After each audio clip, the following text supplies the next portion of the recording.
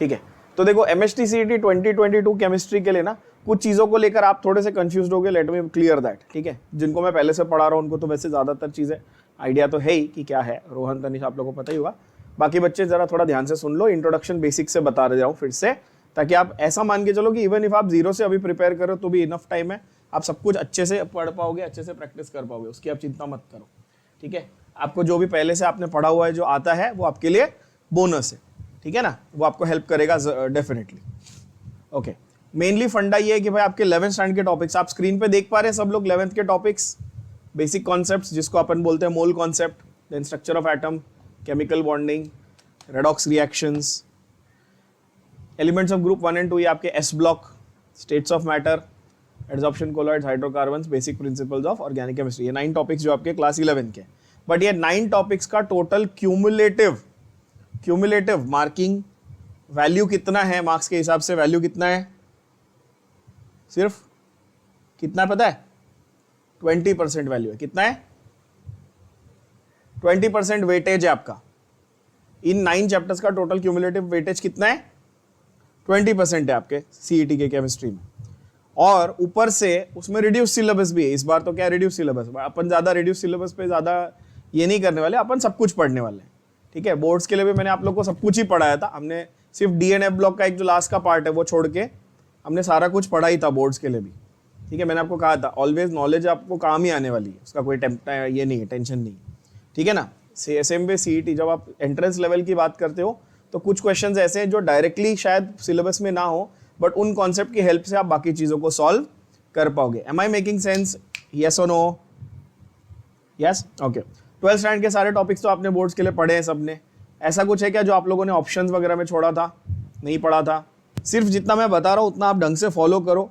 सारे फॉर्मेट, सारे जो क्वेश्चंस मैं आपको यहाँ पर बताने वाला हूँ लेक्चर्स के ड्यूरिंग द लेक्चर्स, आप उन क्वेश्चंस पे फोकस करो। आपके गारंटीड मैं बोल रहा हूँ कि क्वेश्चन पेपर में, फाइनल जो सीईटी का पेपर है उसमें वही के वही क्वेश्चन आएंगे, एज इट इज आएंगे, तो बिल्कुल चिंता नहीं करनी।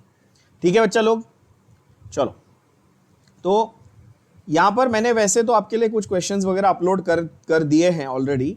ठीक है, but before going to that, आज मैं आपका जो पहला सेशन है उसमें बेसिक कॉन्सेप्ट जो है आपके थोड़े वो अच्छे से अपन रिवाइज कर लेंगे, और फिर आपको मैं सिलेक्टेड क्वेश्चंस यहाँ पे सॉल्व करवाऊंगा और बाकी के क्वेश्चंस आपको बताऊंगा कि कौन से आपको प्रैक्टिस करने हैं और किस तरह से कौन से क्वेश्चंस पे फोकस करना है। कॉन्सेप्ट और थियरी और इसके ऊपर ज्यादा अभी फिलहाल नहीं। देखो, जब आप एंट्रेंस की हार्डकोर तैयारी करो, जब तक आप बोर्ड्स भी साइमल्टेनियसली कर रहे थे अलग बात है, जब आप एंट्रेंस की हार्डकोर तैयारी कर रहे हो बच्चों, तो आपको पहले ना एक पैटर्न सेट करना पड़ेगा अपने दिमाग में। पैटर्न ये होना चाहिए कि भाई आप ज़्यादा टाइम फॉर्मूला शीट लिखने में, कॉन्सेप्ट लिखने में या उसके पॉइंट्स लिखने में वेस्ट मत करो। क्या करो, सीधा सीधा क्वेश्चन के सेट्स उठाओ और क्वेश्चंस के साथ साथ आप चीज़ों को, कॉन्सेप्ट्स को रिवाइज करते जाओ। Right, you take a question और देखो कि उसमें कौन सा कॉन्सेप्ट यूज हो रहा है और उसको अप्लाई करो एज इट इज, तुरंत का तुरंत अप्लाई करो, क्वेश्चन को सॉल्व करो। That is the best way to revise a certain concept. Did everybody get that?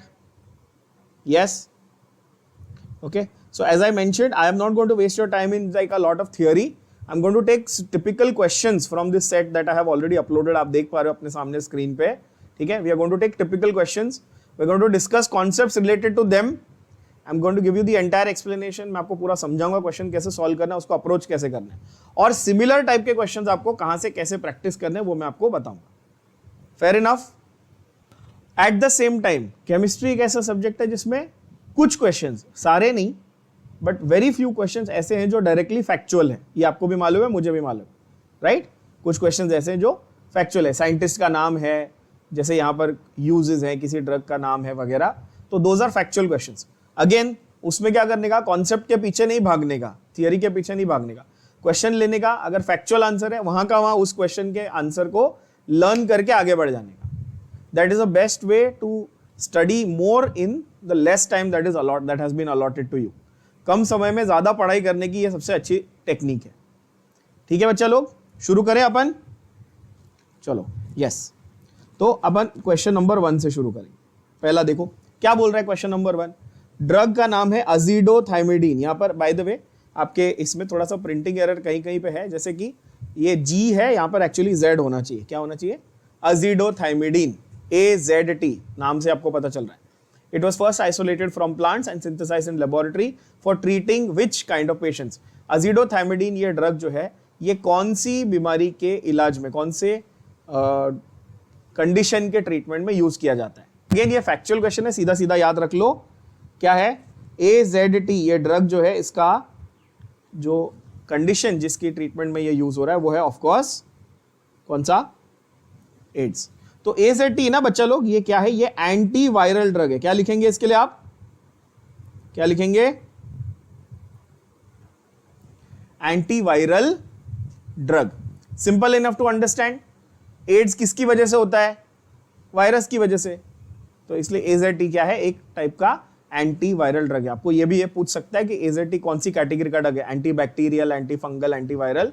तो क्या लिखोगे आप? नेक्स्ट क्वेश्चन क्या बोलता है? टैमीफ्लू। नेक्स्ट क्वेश्चन है टैमीफ्लू, नया ड्रग है दूसरा। Tamiflu is use for the treatment of which condition? तो टैमीफ्लू नाम से आपको पता चल रहा है किसके लिए यूज होगा बच्चों लोग? अगर आपको गैस करना होता तो आप क्या करते? Of course swine flu. अभी आजकल अपने यहाँ पे क्या फैला हुआ है? अपन घर पे क्यों बैठे हैं? क्यों ऑनलाइन पढ़ रहे हैं? किसकी वजह से? कोविड की वजह से, है ना? वो भी एक उसी का सिमिलर वेरिएंट है, आप बोल सकते हो। SARS, COVID, swine flu, bird flu, ये सारे टाइप ऑफ इन्फ्लुएंजा ही है टेक्निकली स्पीकिंग। क्या है? टाइप ऑफ इन्फ्लुएंजा, सर्दी खांसी बुखार, है ना, वायरल डिजीज। तो one of them is swine flu और उसका जो ड्रग है, मेडिसिन है, वो कौन सा है? टैमीफ्लू। रिपीट करेंगे सब बच्चे, कौन सा है? टैमीफ्लू। तो यहां पे मैं आंसर आपके लिए लिख देता हूं। 1 का बी, 2 का है सी। ठीक है। Phlogiston theory. Phlogiston theory was suggested for. Now अगर आप केमिस्ट्री की हिस्ट्री को उठा के देखोगे, ये आपके इस बिकॉज ये फर्स्ट चैप्टर के 11th स्टैंडर्ड के टेक्स्ट बुक के फर्स्ट पैराग्राफ में सारे क्वेश्चन आपको मिलेंगे, फर्स्ट स्टार्टिंग के पेज में। तो वहां पे थोड़ी हिस्ट्री दी हुई है केमिस्ट्री की। उसमें एक थियरी हुआ करती थी जिसको हम लोग कहते थे फ्लोगिस्टॉन थियरी। ठीक है, which use to state that there is basically ether like medium. ठीक है, जिसको वो लोग बोलते थे ईथर, एक मीडियम। जैसे जहां वैक्यूम मानते हैं हम लोग, अभी स्पेस में हम लोग क्या मानते हैं? वैक्यूम है, कुछ एग्जिस्ट नहीं करता, ना सॉलिड, ना लिक्विड, ना गैस, कुछ नहीं है, खाली जगह है ना। तो पुराने ज़माने में जब हिस्ट्री शुरुआत हुई थी साइंस की, तब केमिस्ट्री में एक ऐसी भी थियरी दी गई थी कि भाई वहाँ पर ना एक ऐसा मीडियम है वैक्यूम में जिसका कोई मास नहीं है, कोई वॉल्यूम नहीं है, कुछ भी नहीं है, जो हमको दिखता भी नहीं, with no smell, no nothing. ठीक है, and that theory was put forward to support the conduction of combustion reactions. मतलब कि उन्होंने ये बोला ईथर नाम का जो पूरा मीडियम है उसकी वजह से क्या हो रहा है? कंबशन रिएक्शंस हो पाते हैं। Of course this theory was nonsense, later it was rejected, but historically again factually what you have to remember is phlogiston theory used to support, phlogiston theory, बहुत लोग फ्लोगिस्टन बोलते हैं, phlogiston theory was used to support which reactions बच्चा लोग? Repeat, it was combustion reactions. Starting के कुछ questions आपको थोड़े पकाऊ लगेंगे, आई नो दैट, ठीक है, but as I mentioned, they are factual, they are historical, so you have to just remember their names, that's it. ठीक है। चौथा क्वेश्चन बहुत सिंपल है, आपने फिजिक्स में भी किया होगा, सबको आता है, I am very sure. Candela, candela is the SI unit of which fundamental physical quantity बच्चा लोग? Candela is of course everybody knows, क्या? लुमिनस इंटेंसिटी, है ना, का यूनिट क्या है? Unit is candela. अब मुझे यह बताओ, इससे रिलेटेड थोड़ा आपको मैं बेसिक कॉन्सेप्ट अभी जरा रिवाइज कराता हूं। आपके पास कितनी फंडामेंटल क्वांटिटीज है साइंस में? There are how many? Total of 7 fundamental quantities, yes और नो? सबसे पहला मास, दूसरा लेंथ, तीसरा टाइम, देन एक तो यही है luminous intensity, then you have temperature, then you have amount of substance, and amount of substance is mole, उसका यूनिट है मोल, है ना, and last one is current, current is ampere, है ना, और करंट इज फंडामेंटल और charge is fundamental. Charge is current into time, so current is fundamental. Time and current both are fundamental, दोनों को multiply करोगे तो क्या मिलेगा, चार्ज. तो आपके पास 7 फंडामेंटल क्वांटिटीज जो है ना वो आपको ऑफकोर्स बेसिक है, पता होनी चाहिए. नहीं पता थी तो अभी याद कर लेना फटाफट. और हर एक क्वांटिटी के क्या है, यूनिट्स, जिसमें से पहले 3 कौन से थे, लेंथ, मास, टाइम, है ना. लेंथ, मास और टाइम, जिसको LMT को आप केमिस्ट्री में इसका कोई लेना देना नहीं है, फिर भी रिवाइज करा देता हूं, बता दे रहा हूं. इसको आप फिजिक्स में यूज करते हो बच्चा लोग, क्या बोलते हो इसको, LMT को डायमेंशंस बोलते हो. ये इसके ऊपर फिजिक्स में बहुत क्वेश्चन आते हैं ना, किए भी होंगे शायद आपने फर्स्ट चैप्टर में, इसके ऊपर क्वेश्चन सॉल्व किए होंगे फर्स्ट चैप्टर में, LMT. तो 7 फिजिकल क्वांटिटी होती है, उसमें से luminous intensity is one of them.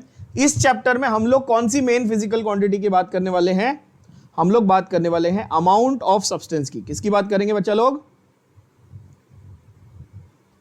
Amount of substance की, और उसका स्टैंडर्ड यूनिट माना गया है मोल.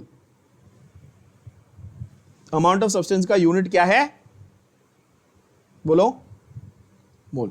तो ये चैप्टर जो है ये पूरा का पूरा इस फंडे पे बेस्ड है, इस पे, है ना, इसलिए हम लोग इसको क्या बोलते हैं, मोल कॉन्सेप्ट भी बोलते हैं ना इस टॉपिक को, right.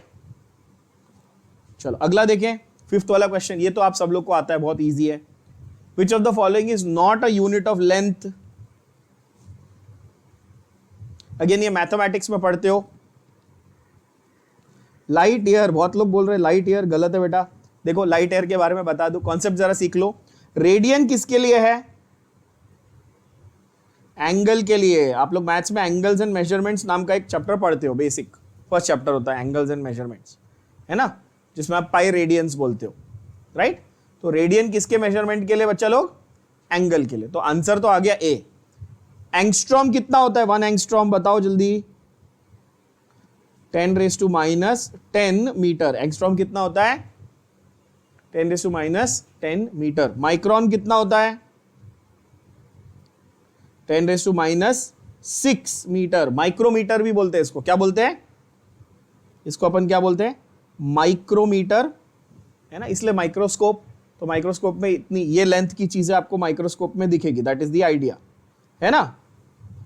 And light year, what is a light year, बोलोगे सर लाइट ईयर तो ईयर देख के तो टाइम लग रहा है, ईयर सुन के ऐसा लग रहा है टाइम की बात हो रही है. तो ये लेंथ कहां से आ गया, yes, light year is the distance travel by light in 1 year, है ना, समझ गए, distance travelled by light in a duration of 1 year. समझ में आया सबको, जिसने लाइट ईयर बोला था उसको समझा, यस. इसका वैल्यू कितना होगा, जैसे एक रफली आप मेरे को बता सकते हो, एग्जैक्ट वैल्यू नहीं, चलो रफली कैलकुलेट अगर मैं करने को बोलूं तो आप बोलोगे सर 3 लाख किलोमीटर पर सेकेंड. ये हुआ ना, 3 लाख हुआ ना, ये 3 लाख किलोमीटर पर सेकेंड लाइट की कितनी होती है, स्पीड होती है, बरोबर. ऐसे आपके पास साल में 365 डेज होते हैं. ऐसे हर दिन में 24 घंटे होंगे, हर एक में 60 मिनट्स होंगे और हर एक में 60 सेकेंड्स होंगे. बात समझे, ये इतनी बड़ी वैल्यू, ये इतने किलोमीटर्स, 3 लाख किलोमीटर पर सेकेंड होती है ना लाइट की स्पीड, इतने किलोमीटर एक लाइट ईयर का लेंथ होता है. बिकॉज ये किलोमीटर में आया ना पूरा का पूरा, तो इसलिए ये क्या हुआ, लेंथ का यूनिट हुआ. तो यहां पर 5th क्वेश्चन का आंसर क्या आएगा बच्चा लोग, 5th क्वेश्चन का आंसर आएगा ए, बरोबर, perfect. Then 2 cubic metre in cubic centimetre is equal to, बहुत बेसिक हलवा क्वेश्चन एकदम, बट इसमें भी आप लोग गड़बड़ कर सकते हो, कर देते हो, बहुत बच्चे करते हैं. ठीक है, क्लियर कर लेते हैं इसको जरा, क्यूबिक मीटर और क्यूबिक सेंटीमीटर को कैसे चेंज करना है, कॉन्सेप्ट सीख ले. बताओ उसने क्या बोला, 2 cubic metre means 2 metre cube. When you say 2 cubic metre, how are you going to express it, how are you going to write it, you write it as 2 metre cube. बात समझ आई, बोलो हाँ या ना, yes. And how much is 1 metre and 1 centimetre का फर्क, तो आप बोलोगे 1 metre is how many centimetres बच्चा लोग? 100 सेंटीमीटर्स, मतलब 10⁻² cm बोलू? यस तो इसको मैं ऐसे लिख सकता हूं क्या? 2 into 10⁻² centimetre the whole cube. मैंने क्या किया देख लो जरा, मैंने मीटर की जगह पे 10⁻² सेंटीमीटर को सब्स्टिट्यूट कर दिया। समझ आया सबको? सिंपल लग रहा है, मिस्टेक नहीं करोगे। और यहां पर 2 3 कितना हुआ? 10⁻6 सेंटीमीटर क्यूब। सो 2 इंटू 10⁻6, यानी कि आंसर क्या होगा? ऑप्शन क्वेश्चन 6 का आंसर क्या होगा बच्चा लोग? Option D will be a correct answer. Did everybody get this? Tell me yes और नो। बढ़िया, समझ आ रहा है so far? Okay, what is the SI unit of pressure? SI unit of pressure is Pascal. What is, how much is 1 Pascal?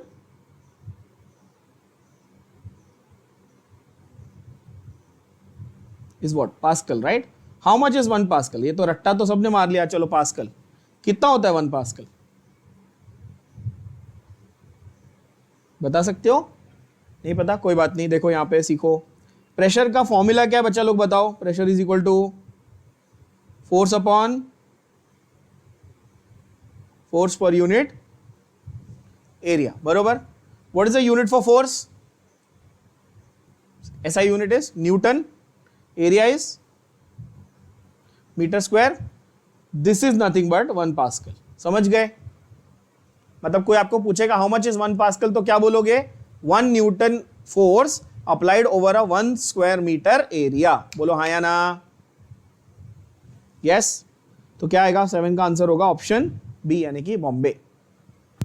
8th question नहीं 10th question, चलो ये बताओ। अभी 8 9 10 ये जो है ना, बाकी के जो सिमिलर क्वेश्चंस है, देखो 1 nanometre is how many metre, pico stands for what, जो एकदम सिमिलर क्वेश्चन में एक टाइप का 1 या 2 क्वेश्चन आपके साथ यहाँ पे सॉल्व करूंगा लाइव, बाकी आप खुद से जरा ट्राई करोगे, ठीक है ना? तो मैंने आपको सेंटीमीटर मीटर का कन्वर्जन करके बताया इस क्वेश्चन में, यहाँ पे ये रहा, राइट? पीको और नैनो का आप खुद से कर पाएंगे, ट्राई करेंगे। क्वेश्चन का आंसर अब करेंगे बच्चों, चलो। 1 kilogram is how many times heavier than 1 milligram? 1 kilogram और 1 मिलीग्राम में क्या ये होता है रिलेशन, ठीक है? तो 1 किलोग्राम कितने ग्राम होता है पहले ये बताओ। आप बोलोगे 1000 ग्राम, मतलब 10⁻³ ग्राम। यस बच्चों लोग, है ना? और 1 ग्राम कितने मिलीग्राम होता है बताओ? 1 ग्राम होता है तो milli, the word milli itself again means what? 1000 only ना, तो 1000 मिलीग्राम। तो ये कितना हो गया टोटल बताओ? 10⁻6 mg। तो 1 kg इज 10⁻6 mg, मतलब आंसर क्या आएगा? Option C. सबको समझ में आया ये? Yes, okay. अगला देखिए, 5 litre of gas corresponds to how much? Again litre और मीटर का कन्वर्जन है। इसमें आप लोग बहुत बार गलती करते हो। ये वाला जो क्वेश्चन है, लीटर और मीटर क्यूब का कन्वर्जन में बच्चे बहुत गलती करते हैं। इसको स्टार मार्क करना है इस क्वेश्चन को। है बहुत ही easy, but I don't know why most of you go wrong in this. पहला जरा कॉन्सेप्ट को क्लियर कर लेना, कॉन्सेप्ट को क्लियर करना। 1 लीटर ऑफ एनी लिक्विड और एनी फ्लूइड, ठीक है? 1 लीटर इज 1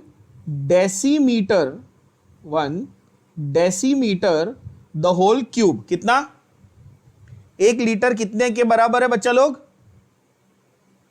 डेसीमीटर क्यूब के बराबर है। 1 लीटर डेसीमीटर क्यूब के बराबर है, which means I can write it like this, 1 litre is 1 dm cube. Yes, and how much is 1 dm cube with 1 metre? और डेसीमीटर में कितना फर्क है? नाम से पता चल रहा है, डेसी का मतलब कितना होता है? 1/10। तो 1 dm इज 10⁻⁻1 मीटर। सब्स्टिट्यूट करो, 10⁻⁻1 मीटर द होल क्यूब। समझे? कितना होगा? 10⁻³ मीटर क्यूब। तो 1 लीटर 10⁻³ मीटर क्यूब के बराबर है। बात समझ में आई? बोलो हाँ या ना? सबको समझाइए बच्चा लोग? यस। अब मुझे उसने क्वेश्चन में क्या पूछा है बताओ, 5 लीटर, तो ऐसे बोल दूं 5 into 10⁻³ metre cube, yes, which will be 0.5 into 10⁻² metre cube, यानी कि आंसर क्या होगा मेरा, option C will be my correct answer. Just check सबको समझ में आया या नहीं। डेसीमीटर और मीटर को ध्यान में रखना, और ये रिलेशन हमेशा याद रखना, ये वाला क्या, 1 लीटर इज 1 डेसीमीटर क्यूब। ये वाला रिलेशन बहुत क्वेश्चंस में, बहुत जगह पे आपको काम आएगा, ठीक है ना। ठीक है, नेक्स्ट 13th क्वेश्चन, ये डायरेक्ट है, इसको मैं लिख भी नहीं रहा यहाँ पे, ये बकवास क्वेश्चन है। 13th वाला चलो सब लोग बता दो फटाफट, कौन सा वाला हैलोजन सब्लिमेशन से प्योरीफाई किया जाएगा, आयोडीन, क्लोरीन, ब्रोमीन, फ्लोरीन, बताइए। Which is the only one that is a solid and it's a sublimative solid, कौन सा है चारों में से, ऑफ कोर्स आयोडीन, है ना। अगर मालूम नहीं है तो ये लिख के रखना अपनी नोटबुक में, iodine that is I2 is a sublimative solid. कैसा है बच्चा लोग, सब्लिमेटिव सॉलिड। सब्लिमेशन का मतलब तो सब लोग समझते हैं, क्या होता है सब्लिमेशन का मतलब, एक ऐसा सब्सटेंस जो actually directly solid to gaseous state में कन्वर्ट हो सकता है हीट करने पे या इवेपोरेट होने पे, उसको अपन क्या बोलते हैं, सब्लिमेटिव सब्सटेंस, यस, है ना। Can you give me another example of sublimative substance, जो हीट करने पे मेल्ट नहीं होता, लिक्विड नहीं बनता, डायरेक्ट गैस बन जाता है। कैम्फर, कपूर, जो अपन पूजा में जलाते हैं, है ना, या फिर नैफ्थलीन, नैफ्थलीन के बॉल्स आप जो रखते हो अपने कबर्ड वगैरह में, yes, these are all examples of what, sublimative substances. Does that make sense? Yes. Okay, mass is neither created nor destroyed, this is law of conservation of, next question, law of conservation of mass, of course, ये तो क्या stupid question है, मास अगर create नहीं हो रहा है, destroy नहीं हो रहा, तो ये क्या रहेगा, लॉ ऑफ कंजर्वेशन ऑफ मास रहेगा। ये सवाल इंपॉर्टेंट नहीं है क्योंकि ये तो ऑब्वियस है, बट ये ज्यादा इंपॉर्टेंट है कि ये लॉ किसने दिया था, ये आप लोग को याद नहीं रहता। Who gave the law of conservation of mass, बताओ। The father of chemistry. अगर मैं आपको ऐसा एमसीक्यू पूछ लूं, who is the father of chemistry, तो क्या बोलोगे,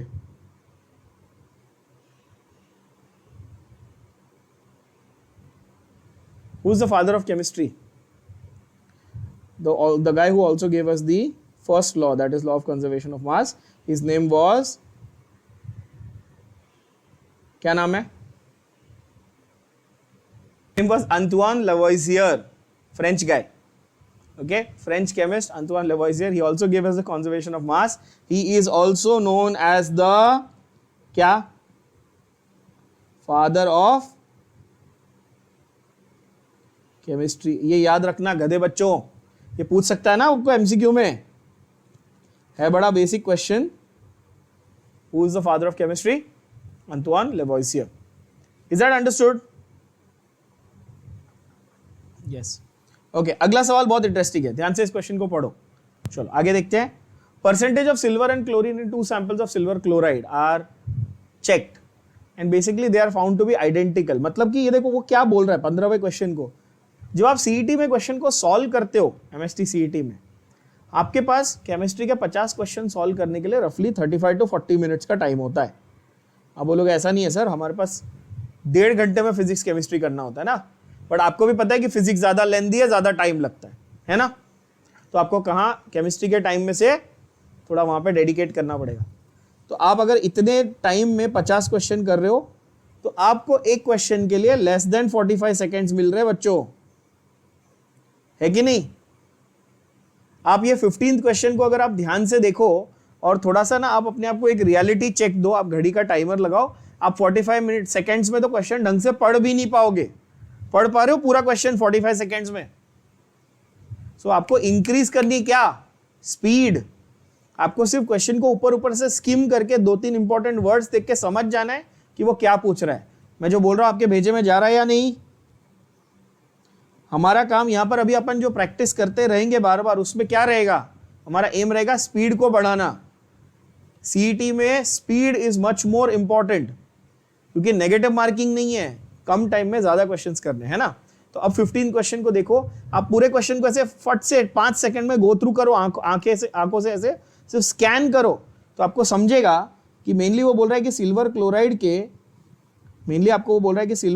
के दो अलग अलग सैंपल बनाए थे और आइडेंटिकल क्या मिला था, आइडेंटिकल उसमें प्रोपोर्शन मिला था दोनों में, ये वो बोल रहा है। अब मैं आपको उसको सिंपल भाषा में यहां लिख के देता हूं।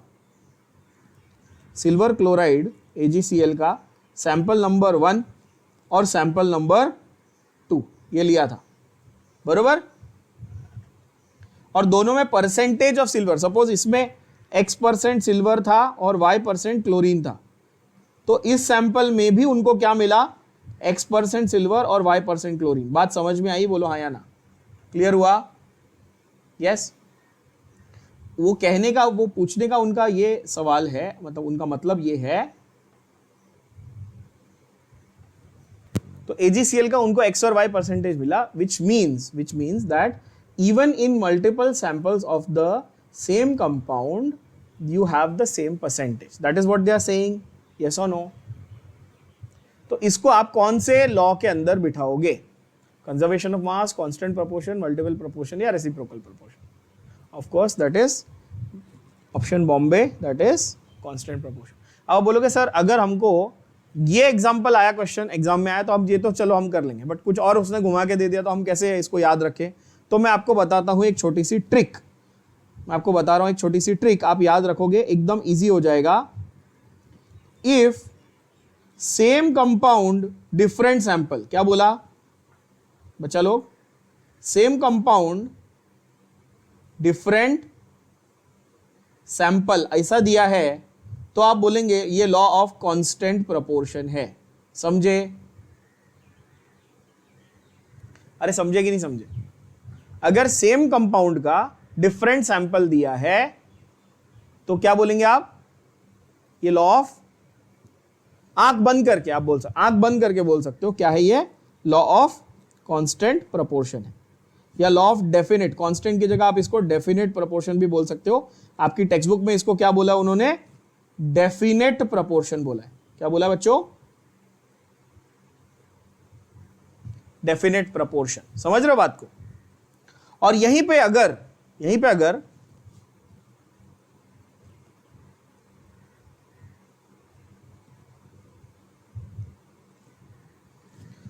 अगर वो आपको ऐसा देता कि सेम सेट ऑफ एटम्स से, ध्यान से सुनना, मैंने क्या बोला? सेम सेट ऑफ एटम्स या सेम एलिमेंट से मैनी कंपाउंड्स बनाए हैं। क्या किए हैं? मैनी कंपाउंड्स बनाए हुए हैं, तो आप क्या बोलेंगे उसको? आप उसको बोलेंगे मल्टीपल प्रोपोर्शन। इजी है, समझ में आया? बोलो हाँ या ना। इसका यह मतलब है कि यहां पर उन्होंने बोला सिल्वर क्लोराइड के 2 सैंपल, मतलब सेम कंपाउंड पे चिपके हुए थे वो लोग, तो आपने सीधा लिख दिया कांस्टेंट प्रोपोर्शन या डेफिनेट प्रोपोर्शन, है ना। यही अगर मैं आपको बोलता carbon dioxide, carbon monoxide, same element है ना, CO2 एलिमेंट सेम है, तो क्या लिखेंगे आप? तभी आप लिखेंगे मल्टीपल प्रोपोर्शन। समझ में आया? इजी ट्रिक है, बोलो हाँ या ना। याद कर लेना, ये ट्रिक से आपका क्वेश्चन 2 सेकंड के अंदर, कितना भी बड़ा क्वेश्चन हो, 2 से 3 सेकंड के अंदर सॉल्व हो जाएगा। अब अगला क्वेश्चन देखो, आप तुरंत दिमाग लगा लोगे। सब में क्या है बच्चों? N2O, NO, N2O3, N2O4, N2O5, सब में नाइट्रोजन ऑक्सीजन और मल्टीपल कंपाउंड्स। फटाक से बता दो क्या आंसर आएगा। ये हुई ना बात, देखा? कॉन्सेप्ट सीखो, अप्लाई कर दो, खत्म है कि नहीं? सबको आगे आंसर क्या आएगा? बॉम्बे, यानी कि मल्टीपल प्रोपोर्शंस। कितना टाइम लगा? आधा सेकंड लगा आपको आंसर देने में, है कि नहीं बच्चों? सही है। चलो अगला सवाल देखिए। Equal volumes of different gases at fixed temperature and pressure have equal number of moles. ये तो क्या है हमारा? Law of definite combining volumes ना, एवोगैड्रोस लॉ है ना ये। तो एवोगैड्रो ने क्या बोला था हमको, और यहीं से हमारे कॉन्सेप्ट शुरू होते हैं इस चैप्टर के। एवोगैड्रो सेड क्या, कि दुनिया की कोई भी गैस लेके आ जाओ, कोई भी gas, nitrogen, oxygen, hydrogen, carbon dioxide, carbon monoxide, sulphur dioxide, sulphur trioxide, methane, ethane, कुछ भी गैस लेके आओ, अगर उसका आप टेम्परेचर प्रेशर फिक्स कर दो तो इक्वल वॉल्यूम में इक्वल नंबर ऑफ मोल्स होंगे, बरोबर। ये बोला था एवोगैड्रो ने, अगर आपको याद नहीं है तो मैं अभी बता रहा हूं, याद कर लो। क्या बोला था एवोगैड्रो ने, अगर फिक्स्ड आपने नंबर ऑफ मोल्स लिए तो उसकी फिक्स्ड वॉल्यूम होगी, ऐसा बोला था, है ना। और इसी के बेसिस पे हमने क्या डिसाइड किया था बच्चा लोग, बताओ। हमने एक बहुत इंपॉर्टेंट कॉन्सेप्ट इसके बेसिस पे डिसाइड किया और पढ़ा है कि 1 मोल ऑफ एनी गैस, ये याद रखेंगे, 1 mole of gas occupies how many liters?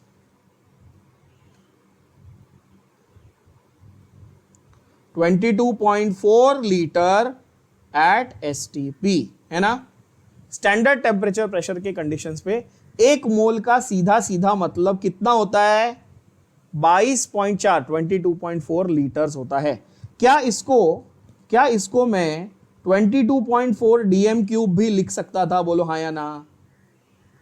अभी मैंने थोड़ी देर पहले बताया ना, लीटर और DM क्यूब एक किच बात है, बोला कि नहीं बोला, बात समझ आई सबको। तो 17 का आंसर क्या होगा गधे बच्चों, जल्दी जल्दी बताओ, क्या आएगा, इक्वल नंबर ऑफ मोल्स, है ना। तो अभी मैं आपको अगर दे दूं, अब ध्यान से बताओ, मैं आपको बोल दूं 11.2 लीटर है, तो बताओ कितने मोल हुए, सब बताएंगे, चलो जल्दी, सबसे सुनना है मुझे आंसर, क्या होगा, हाफ मोल हो जाएगा, इजी एकदम, मजाक, ठीक है। अगर मैं बोलूं 5.6 लीटर है, गधे बच्चों बताओ जल्दी कितना होगा, 0.25 मोल किसी भी गैस का। आप बोलोगे लेकिन सर ये तो आइडियल गैस के लिए एप्लीकेबल है, हाँ, लेकिन क्या हम लोगों के रियल लाइफ में आइडियल गैसेस एग्जिस्ट करती है क्या, नहीं, तो इसलिए हम लोग ये सारा इक्वेशन रियल गैसेस पे चिपका देते हैं, है कि नहीं, है ना बच्चा लोग। तो ये कॉन्सेप्ट आप सबको मालूम है और अप्लाई करने आना चाहिए। चलो अगला बोलता है भाई, अगला क्वेश्चन क्या बोलता है, कंप्लीट कंबशन किया प्रोपेन का। अब कंबशन के लिए भी आपको मैं एक ट्रिक बता रहा हूं, कंबशन के लिए भी एक ट्रिक बता रहा हूं, वो यहां भी काम आएगी और हाइड्रोकार्बन्स में भी काम आएगी। वो ट्रिक क्या है, ध्यान से देखना। आप कोई भी एल्केन का कंबशन करो, क्या करो, कोई भी एल्केन का जनरल फॉर्मूला, चलो सब बच्चे बताएंगे फटाफट, एल्केन का जनरल फॉर्मूला क्या होता है, एल्केन का जनरल फॉर्मूला CnH2n+2, है ना। तो N कार्बन का, ध्यान से सुनना मेरी बात को बच्चा लोग, N कार्बन के एल्केन का आपने क्या करा, आपने किया उसका कंबशन, क्या किया, कंबशन किया। तो आपके जो प्रोडक्ट्स होंगे ना बच्चा लोग, कोई भी एल्केन का कंबशन करने पे जो प्रोडक्ट्स होंगे ना वो फिक्स्ड होंगे। आपको पता है वो क्या प्रोडक्ट्स है, हमेशा CO2 + H2O, गारंटीड ये 2 ही प्रोडक्ट होंगे। कौन से होंगे, सब लोग रिपीट करेंगे, तो कौन से 2 प्रोडक्ट्स होंगे, CO2 + H2O, ठीक है ना। अब मुझे बताओ, अगर आपको इस इक्वेशन को बैलेंस करना है, इस इक्वेशन को क्या करना है, बैलेंस करना है, तो आप बोलोगे ठीक है, यहां पर n नंबर ऑफ कार्बन थे, क्या थे, n नंबर ऑफ कार्बन, तो यहां पर मैं n लिख दूंगा, यस, यहां पर मैं क्या लिख दूंगा, n, है ना। और ऑक्सीजन कितने यूटिलाइज होने वाले, तो आपको हर एक एल्केन, जैसे मीथेन, ईथेन, प्रोपेन, ब्यूटेन, हर एक एल्केन के लिए तो आपके पास इतना टाइम नहीं कि आप बैठ के रट्टा मारो, है ना, पॉसिबल नहीं है। और एग्जाम में इतना टाइम नहीं होता कि हर बार इक्वेशन लिखो और उसको बैलेंस करो, उतना भी टाइम नहीं होता आपके पास, सही बोल रहा हूं ना बच्चों। तो टाइम सेव करने के लिए आप क्या करोगे, आप मेरी बताई हुई ये सिंपल सी एक बात याद रखोगे कि यहां पर 3n+1/2 इतना ऑक्सीजन यूज होगा। कितना ऑक्सीजन यूज होगा गधे बच्चों, 3n+1/2 इतने मोल्स ऑक्सीजन यूज होगा, n मोल्स कार्बन डाइऑक्साइड बनेगा और n+1 मोल्स क्या बनेगा, वाटर। बात समझ आई, बोलो हाँ या ना, n+1, where what is n, tell me what is n, where n is the number of carbon। अब इस क्वेश्चन को पढ़ो। अब आप बोलोगे सर ये क्वेश्चन बड़ा इजी लग रहा है, क्या बोल रहा है वो, प्रोपेन का कंबशन हुआ, प्रोपेन का कंबशन, कितने कार्बन होते हैं प्रोपेन में बच्चों, C3H8। अब आपको इक्वेशन को बैलेंस करने की जरूरत है कि ये बताई हुई अभी जो ट्रिक बता रहा हूं वो यूज करोगे? बताओ, सीधा सीधा ट्रिक लगा दोगे। 3 इंटू 3 प्लस 1/2 10/2 यानी कि कितने ऑक्सीजन लिखो? 5। इजी ना, बैलेंसिंग करने की जरूरत ही नहीं। और कार्बन डाइऑक्साइड कितने लिखूं बताओ जल्दी? 3 कार्बन थे, 3 CO2। और वाटर कितना लिख दूं बच्चा लोग? 4 H2O। बोलो इजी हो गया, यस और नो? 2 सेकंड में आ गया आंसर। अब मुझे बताओ आपकी कंबाइनिंग वॉल्यूम्स कितनी? और बोलोगे सर ये 1 लीटर, यहां कुछ नहीं लिखा, मतलब बाय डिफॉल्ट कितना हुआ? ये 1 लीटर, ये 5 लीटर, ये 3 लीटर और ये 4 लीटर। क्या ये बात समझ में आई? अब बताओ प्रोपेन टू ऑक्सीजन का रेशियो कितना है? प्रोपेन टू ऑक्सीजन का रेशियो कितना है गधे बच्चों? इसका आंसर आएगा 1:5। कितना easy! Once you know this you can solve it for any given hydrocarbon और any given alkane. Among the following pairs of compounds the one that illustrates law of multiple. ये देखो, आपको अभी जो ट्रिक बताई थी उससे 2 सेकंड में आना चाहिए आंसर। मल्टीपल प्रोपोर्शन मतलब कि 2 अलग अलग कंपाउंड होने चाहिए जिसके एलिमेंट सेम। आंख बंद करके आंसर बता दो क्या है? बॉम्बे की दिल्ली? दिल्ली है ना? देखो कितना इजी है। सेट। चलो 20th बताओ। Pure sample of water always gives this much mass, this much mass. क्या उन्होंने कंपाउंड बदला? क्या कंपाउंड बदला? नहीं, बोला वाटर है, वाटर में इसका मास इतना, उसका मास इतना, तो कौन सा है? Option A B C D. Answer होगा ऑप्शन सी, कांस्टेंट कॉम्पोजिशन है। वाटर के सैंपल की कॉम्पोजिशन नहीं बदली। आपने ये नोटिस किया सबने बच्चों ने? यस। कंफ्यूजन कहां होता है?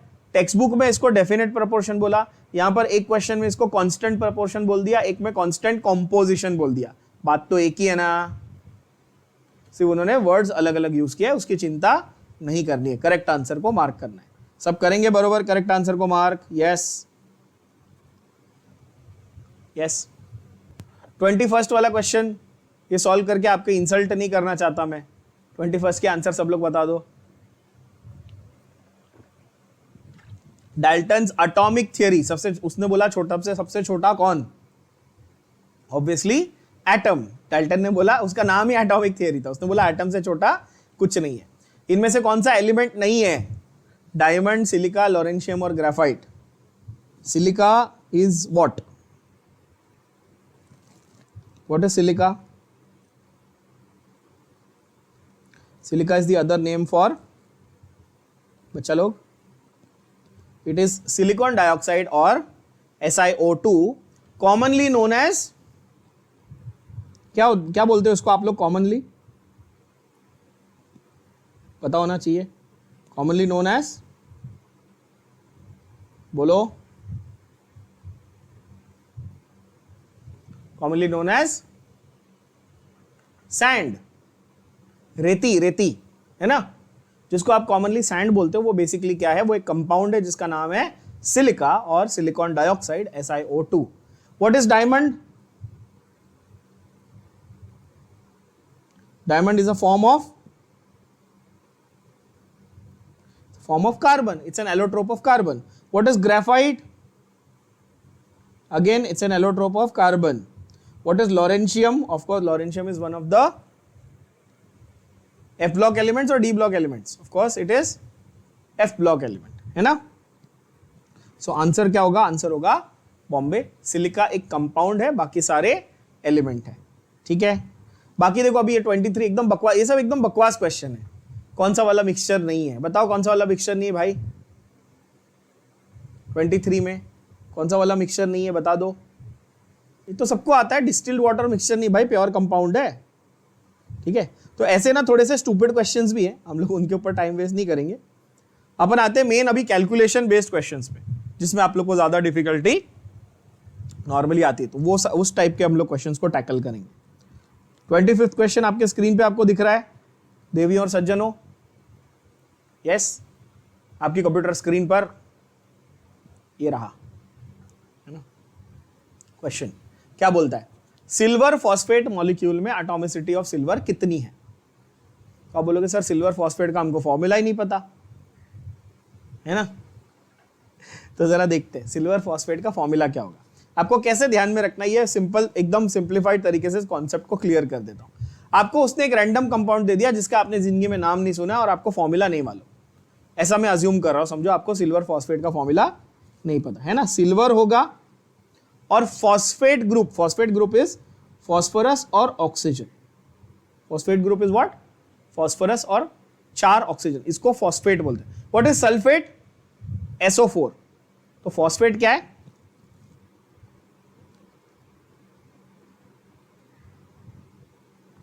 PO4। अरे समझे कि नहीं समझे? जैसे सल्फेट इज SO4 वैसे ही फॉस्फेट इज PO4, है ना। और इसके ऊपर क्या होता है? 3- चार्ज। क्या होता है बच्चा लोग? 3- चार्ज। अब इस क्वेश्चन को सॉल्व करने के लिए आपको एक बेसिक नॉलेज की क्या जरूरत है? आपको इस बेसिक नॉलेज की जरूरत है कि फॉस्फेट का चार्ज 3- है और सिल्वर का चार्ज कितना है? 1+ है। फॉस्फेट का चार्ज कितना है बच्चा लोग? 3- और सिल्वर का चार्ज 1+, बरोबर। अब बोलोगे ठीक है, तो silver phosphate will be AgPO4, ये 3 इधर 1 इधर। सिंपल, क्या करना है? Cross multiply. क्या करना है? इसको इधर इसको इधर, एकदम इजी, समझ गए? अरे बोलो हाँ या ना। तो मुझे बताओ इस फॉर्मूला में आपको सिल्वर के कितने एटम दिख रहे बच्चा लोग? तो आप बोलोगे 3। तो एटॉमिसिटी ऑफ सिल्वर कितनी हुई? 3। बात सबको समझ में आ गई? यस और नो? अब अगर मैं आपको चलो थोड़ा सा घुमा के एक दूसरा पूछूं, आपको मैं पूछूं एल्यूमिनियम सल्फेट। क्या पूछा मैंने? क्या पूछा? Aluminium sulphate. आपको नहीं मालूम, चलो आप बोलते हो मेरे को एल्यूमिनियम सल्फेट नहीं पता, पैनिक हो रहे हो एग्जाम में, तो दिमाग क्या लगाना है? आपको सिर्फ एल्यूमिनियम लिखना है, सल्फेट लिखना है। यस, आपको याद क्या करना है ध्यान से कि उसका चार्जेस क्या है? सल्फेट का चार्जेस कितने? सल्फेट के ऊपर चार्ज कितना है? 2-। एल्यूमिनियम पे कितना बच्चा लोग? 3+। अब बताओ फॉर्मूला क्या बना? Al, SO4 तो है ही, SO4 को 3 देने का और एल्यूमिनियम को 2 देने का। समझ गए? बात समझ में आई सबको? यस। तो इस तरह से आपको सॉल्व करना है। 26 क्वेश्चन, नेक्स्ट क्वेश्चन। 26 का आंसर डायरेक्ट फैक्चुअल है, सबको पता होना चाहिए। अगर नहीं पता है तो ये लर्न करो अभी का अभी। क्या है answer? 1 atomic mass unit is how much बच्चा लोग? 1 atomic mass unit is 1.66 into 10⁻⁻24 ग्राम। आप अगर आपकी एनसीईआरटी देखो या कोई और अपनी स्टेट बोर्ड के टेक्स्ट बुक वगैरह देखो तो उसमें वो लोग ग्राम की जगह पे इसको 27 करके किलोग्राम लिख देते हैं। ठीक है ना? है एक ही बात, ऑफ कोर्स ग्राम और किलोग्राम में भी 10⁻³ का डिफरेंस तो रहेगा ही ना, ऑफ कोर्स। तो अगर केजी में लिखा रहेगा तो -27 है, ग्राम में लिखा रहेगा तो -24 है। यूनिट ध्यान से चेक करना, तभी आपको ये नंबर सही से पता चलेगा, है ना। क्योंकि कई बार वो आपको एमसीक्यूज में एक ऑप्शन ऐसा भी दे देगा 10⁻24 केजी भी लिख के दे देगा और आप ये देख के गलती से मार्क कर दोगे, तो ये घाई मत करना, गड़बड़ मत करना। ठीक है बच्चा लोग? यस। 27th वाला ये टाइप का क्वेश्चन इस चैप्टर में से आप डेफिनेटली एक्सपेक्ट कर सकते हो। किसमें सबसे ज्यादा नंबर ऑफ मॉलिक्यूल्स है? ये टाइप का क्वेश्चन आपको मैं गारंटीड बोल रहा हूं कि इस चैप्टर में से आने के सबसे ज्यादा चांसेस है। सबसे ज्यादा चांसेस इस चैप्टर में से ये पर्टिकुलर टाइप ऑफ क्वेश्चन आने के, तो इसको आप स्टार मार्क करेंगे। ठीक है, इनफैक्ट आई वुड से इसको 5 स्टार करो, इसको 5 स्टार करो। सबसे ज्यादा बार रिपीट होने का चांसेस इस टाइप के क्वेश्चन का है। क्या बोलता है वो? किसमें सबसे ज्यादा नंबर ऑफ मॉलिक्यूल्स है, राइट? तो जरा इसका कॉन्सेप्ट पहले समझ लो, तो आपके ये क्वेश्चंस एकदम हंसी मजाक में एकदम अच्छे से प्यार से सॉल्व होंगे और बिना टाइम लगाए सॉल्व होंगे। कॉन्सेप्ट जरा समझना इस क्वेश्चन का बच्चा लोग। I hope everybody is paying attention, full attention here. जो मैं बोल रहा हूं उस पे I am clearly Audible? Yes, okay. Concept बहुत ही सिंपल है। किसी भी कंपाउंड का, ध्यान से सुनना, किसी भी कंपाउंड का या एलिमेंट का जो मॉलिक्यूलर वेट है, क्या है? जो उसका मॉलिक्यूलर वेट है, अगर आप उसको ग्राम्स में एक्सप्रेस करोगे, किस में करोगे? उसको आप ग्राम में एक्सप्रेस करोगे, दैट इज इक्वल टू 1 मोल। समझे क्या बोला मैंने? किसी भी सब्सटेंस का, मॉलिक्यूल हो, कंपाउंड हो, पार्टिकल्स हो, इलेक्ट्रॉन्स हो, कुछ भी हो, ठीक है, आपने उसको पूरा कंबाइन किया, जमा किया, और उस कोई भी मतलब कोई भी ऐसा कंपाउंड या एलिमेंट हो समझो जिसका आपने मॉलिक्यूलर वेट लिया और उसको ग्राम में एक्सप्रेस किया। किसमें, ये इंपॉर्टेंट है, यूनिट क्या बोला मैंने, किसमें एक्सप्रेस करना है, ग्राम में एक्सप्रेस करना है। तब आप उसको क्या बोलोगे, आप बोलोगे 1 मोल है, विच विल कंटेन, ध्यान से सुनना, which will always contain how many particles, which will always contain 6.022 into 10⁻23 particles. कितने पार्टिकल्स कंटेन करेगा वो, अरे बोलो, कितने पार्टिकल्स कंटेन करेगा, 6.022 इंटू 10⁻23। इस नंबर को हम लोग किस नाम से जानते हैं, एवोगैड्रो नंबर, है ना, okay, Avogadro number, and it will occupy 22.4 litre volume at STP. It occupies क्या, 22.4 लीटर और 22.4 DMQ। क्या ये कॉन्सेप्ट, सिंपल सा कॉन्सेप्ट आप लोगों के भेजे में गया क्या, कि 1 मोल होगा तो वो क्या है, वो मॉलिक्यूलर वेट इन ग्राम भी है, वो एवोगैड्रो नंबर भी है, और वो 22.4 लीटर भी है ना। इट्स लाइक वो अपरिचित पिक्चर देखिए सबने, है ना, उसमें वो अलग अलग मल्टीपल पर्सनालिटीज होती है ना, तो इसमें मोल के मल्टीपल डेफिनेशंस है एक ही चीज बट अलग अलग तरीके से एक्सप्रेस की हुई है, ठीक है ना, ओके, बढ़िया। Now we apply this concept there in the question of the question number 27। क्या बोलता है, इनमें से किसके पास सबसे ज्यादा मॉलिक्यूल्स हैं, तो उसने हमको बोला option A B C D में, आपके लिए चारों लिखता हूं, चारों ऑप्शन लिखता हूं आपके लिए, एकदम क्लैरिटी हो जाएगी। ए में 1 मोल H2O गैस है, क्या है, 1 मोल वाटर का गैसियस फॉर्म है, तो मुझे बताओ कितने मॉलिक्यूल है बच्चा लोग उसमें, तो आप बोलोगे सर 6.022 इंटू 10⁻23 मॉलिक्यूल्स है, बोलो हाँ या ना। क्यों दिए, क्यों बोला मैंने ऐसा, क्योंकि उसमें क्या दिया है, उसमें 1 मोल दिया है, बोलो यस और नो, करेक्ट। दूसरे में 32 ग्राम CO दिया, क्या दिया, 32 ग्राम CO, carbon monoxide. What is the molecular weight of carbon monoxide, बताएंगे बच्चों, carbon is 12, oxygen is 16, which means 12 + 16 28, बरोबर है कि नहीं। अच्छा, इसको मैं ऐसे लिख दूं, बाय द वे इसको मैं ऐसे भी लिख देता कि 1 टाइम्स ऑफ Na, तो ये भी चलता ना, 1 times of Avogadro number, Avogadro number. इस पर्टिकुलर कंपाउंड में कैन आई से this is slightly greater than, more than Avogadro number, है ना। कैसे, अगर आपको 28 ग्राम दिया रहता तो एवोगैड्रो नंबर होता, आपको दिया 32, मतलब 28 से थोड़ा सा ज्यादा, मतलब एवोगैड्रो नंबर से थोड़ा सा ज्यादा, करेक्ट। मैं आपको एक रफ नंबर दूं, अप्रोक्सीमेट नंबर दूं, तो मैं बोलूंगा approximately equal to 1.2 times of Avogadro number. यहां तक सबको समझ में आया, एवोगैड्रो नंबर से थोड़ा सा ज्यादा, 1.2 times. Tell me next one, 2.24 litre of nitrogen. अगर 22.4 लीटर होता तो 1 मोल होता, मतलब एवोगैड्रो नंबर होता, यस और नो। अगर 22.4 लीटर होता तो एवोगैड्रो नंबर होता, तो 2.24 है, तो कितना हुआ बोलो, 1/10 of Avogadro number. Everybody agrees, बोलो यस और नो। सबको समझ में आया ये गधे बच्चों, तो ये कितना हुआ बताओ, तो आप बोलोगे सर ये 0.1 टाइम्स ऑफ Na हुआ। और लास्ट वाला बताइए बच्चा लोग, 22 gram of CO2, 22 gram of CO2। Carbon कितना, 12, ऑक्सीजन कितना, 16, और वैसे कितने, 2 ऑक्सीजन, मतलब 32, मतलब कितना हुआ, 44। 44 ग्राम 1 मोल होता है, तो 22 ग्राम कितना हुआ बताइए, हाफ मोल हो गया। Everybody agrees. तो 0.5 मोल Na। तो इन सब में सबसे ज्यादा नंबर किसका आया बताओ? Of course option Bombay, that is B. एकदम इजीली सॉल्व हो गया।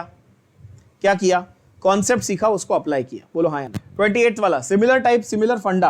आपको ये जो मैंने यहां पर कॉन्सेप्ट बताया बच्चा लोग, आप एक बार ये कॉन्सेप्ट अगर एक बार आपके दिमाग में आपने बिठा लिया तो आपको इस चैप्टर का हर एक सिंगल क्वेश्चन सॉल्व करते आएगा। और ये बहुत सिंपल कॉन्सेप्ट, कुछ भी इसमें रॉकेट साइंस नहीं है, ठीक है ना। आपके सामने अभी मैं आपको अप्लाई करके भी दिखाता हूं वेरियस टाइप्स ऑफ क्वेश्चंस में। 28 वाला क्वेश्चन देखो अपने स्क्रीन पे, सब लोग दिख रहा है क्लियरली? क्या बोलता है वो? Number of atoms present in 1 gram of hydrogen gas. तो सबसे पहले मुझे बताओ हाइड्रोजन गैस का मॉलिक्यूलर वेट कितना है, बताओ जल्दी। हाइड्रोजन गैस का मॉलिक्यूलर वेट है 2। सो मैं ऐसे बोलूं 1 mole of hydrogen gas is 2 ग्राम। मैंने ग्राम में एक्सप्रेस किया इसलिए मैंने मोल बोला। देखो ग्राम में एक्सप्रेस किया, मोल बोला, भेजे में घुस रहा है है ना। यहां पर देखो मैंने ग्राम में एक्सप्रेस नहीं किया था इसलिए मैंने मॉलिक्यूलर वेट बोला, मैंने मोल नहीं बोला, समझे ना। ग्राम में एक्सप्रेस किया तो मोल बोला, यहां यूनिट नहीं लिखा है तो क्या मोल नहीं बोला, समझे। Concept clear? यस, बढ़िया। तो मुझे बताओ 2 ग्राम is 1 mole. So therefore question में कितना दिया बच्चा लोग? तो 1 ग्राम इज 0.5 मोल, यस। और 0.5 मोल मतलब कितने मॉलिक्यूल्स। अब आप बोलोगे सर मॉलिक्यूल्स क्यों बोल रहे हो? क्योंकि भाई हाइड्रोजन गैस जो है H2 ये मॉलिक्यूल के फॉर्म में होता है कि एटम के फॉर्म में होता है? ये दिमाग लगाना है यहां पे बेसिक सा। बताओ मुझे आप लोग, हाइड्रोजन गैस मॉलिक्यूल के फॉर्म में होती है कि एटम के फॉर्म में होती है? मॉलिक्यूल के फॉर्म में। तो ऐसे बोलूं कि 0.5 टाइम्स ऑफ एवोगैड्रो नंबर इतने मॉलिक्यूल्स, यस। अरे बोलो हाँ या ना। एंड हाइड्रोजन के एक मॉलिक्यूल में कितने एटम? 2। तो ऐसे बोलूं 0.5 इंटू एवोगैड्रो इंटू 2 इतने एटम्स, क्योंकि एक मॉलिक्यूल 2 एटम के बराबर है। ये समझ में आया सबको? इसमें किसी को कोई कंफ्यूजन नहीं है? जंप कहां से हुआ मॉलिक्यूल से एटम पे? यहां पे 2 से मल्टीप्लाई कर दिया। समझ गए कि नहीं समझ गए? टेल मी यस और नो एवरीबॉडी। ओके, तो 0.5 इंटू 2 कितना हुआ? 0.5 इंटू 2 1 हो गया। तो मेरे को बेसिकली क्या चाहिए? Na नंबर ऑफ एटम्स चाहिए। ये मेरा एम है कि भाई मुझे चारों ऑप्शन में से वो ढूंढ के निकालना है जिसमें क्या है? Na नंबर ऑफ एटम्स है। क्लियर? आप बोलोगे सर ये तो इजी हो गया, ये तो मजाक हो गया, एकदम बहुत इजी क्वेश्चन हो गया, ये तो है कि नहीं? है ना। बताइए, चलो अभी option A B C D आपके लिए लिख देता हूं। वैसे आंसर आ ही गया होगा आपको, बट डिटेल में सॉल्यूशन कराता हूं ताकि कॉन्सेप्ट में कहीं पे कोई गड़बड़ आपकी ना हो।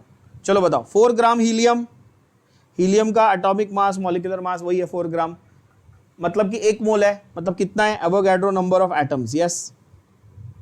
क्योंकि हीलियम क्या है? मोनो एटॉमिक है ना, नोबल गैस है ना, तो इसलिए Na number of atoms. Option B में दिया 32 gram oxygen. 32 gram oxygen is how many moles? बताइए। क्या 32 उसका मॉलिक्यूलर वेट है बच्चों? ऑक्सीजन का एटॉमिक वेट 16, मॉलिक्यूलर वेट 32, बरोबर ना। तो 32 ग्राम इज Na। अब सवाल ये है मॉलिक्यूल्स या एटम्स? मॉलिक्यूल्स। क्यों? क्योंकि O2 है, ये तो मॉलिक्यूल है। ये हीलियम क्या था? एटम था अकेला। समझे कि नहीं समझे? है ना, हीलियम फ्रेंड जोन में फॉरएवर अलोन है, बेचारे को नहीं मिल रही गर्लफ्रेंड, अकेला ही है वो। हाँ, ऑक्सीजन की जोड़ी बनी हुई है। अब इसमें कितने एटम्स बोलो? 2 Na एटम्स। तो ये तो गलत हो गया, हमको कितने चाहिए थे? हमको Na एटम्स चाहिए थे। अब दिमाग में क्लिक हो रहा है ये मैं क्या कर रहा हूं यहां पे? Of nitrogen, 7 gram of nitrogen. Nitrogen का मोलार मास कितना होता है? आप बोलोगे 28 होता है भाई, क्योंकि N2 है ना, नाइट्रोजन इज 14, N2 इज 28। तो 7 मतलब कितना हुआ बोलो? 0.25 Na। molecules which means 0.5 Na atoms, समझ गए? तो ये भी गलत। और डी तो आपको पता ही है, एकदम easy, 24 gram of carbon. Carbon का मोलर मास होता है 12, तो 24 ग्राम मतलब 2 Na एटम्स। इनमें से कौन सा हमारे कैलकुलेशन के साथ मैच कर रहा है जरा बता दो, ए बी सी और डी में से? Option A is correct. Clear, बात समझ में आ गई? बोलो हाँ या ना। अगला वाला आप खुद सॉल्व करो, 29th वाला। चलो फटाफट, विद इन 10 सेकेंड सब बच्चों को सॉल्व करना है 29th क्वेश्चन। इनका आंसर ऑफ कोर्स आएगा बॉम्बे। कैसे किया आपने? सिंपल, कार्बन डाइऑक्साइड 44, तो 11 मतलब 0.25, 6.022 इंटू 10⁻23 का 0.25 टाइम्स, राउंड ऑफ करोगे 6 का 1/4 1.5, है ना? यही किया ना सबने, इजी। ओके, सेम आपका लॉजिक देखो, calcium sulphate, same logic 30th का कैल्शियम सल्फेट है, करके देखो। चलो फटाफट देखो, एकदम फटाफट क्वेश्चन बनने चाहिए आपके। कैल्शियम सल्फेट का मोलर मास निकाल लो बच्चा लोग। इस चैप्टर में आपको कोई भी कंपाउंड, कोई भी न्यूमेरिकल दिया हो, तुरंत पहले मोलर मास निकाल लो। कितना आएगा? हाँ, 40 प्लस सल्फर का 32 प्लस ऑक्सीजन का 16 इंटू 4 यानी कि 64, तो टोटल होगा 136। तो मैं ऐसा बोलूं 136 ग्राम इज 1 मोल, बरोबर। तो हाउ मेनी ग्राम इज 10⁻³ मोल? क्यों? मिली मोल मतलब 10⁻³ मोल। आप बोलोगे हाँ, तो x की वैल्यू क्या हो गई बच्चा लोग? 0.136 ग्राम होगी। सही है। 28 किसका, कौन सा था क्वेश्चन? ये क्वेश्चन नंबर 30। हाँ, क्या आएगा आंसर बताओ? आंसर आएगा ऑप्शन सी। सबको आया? ठीक है, बढ़िया। Next question is factual. हमारा current atomic scale carbon 12 isotope पे बेस्ड है, C12 आइसोटोप पे बेस्ड है, सबको मालूम है ना। एवोगैड्रो, इनमें से कौन सा वाला एवोगैड्रो का थियरी था? 32। क्वेश्चन को पढ़ो, एवोगैड्रो की थियरी कौन सी थी?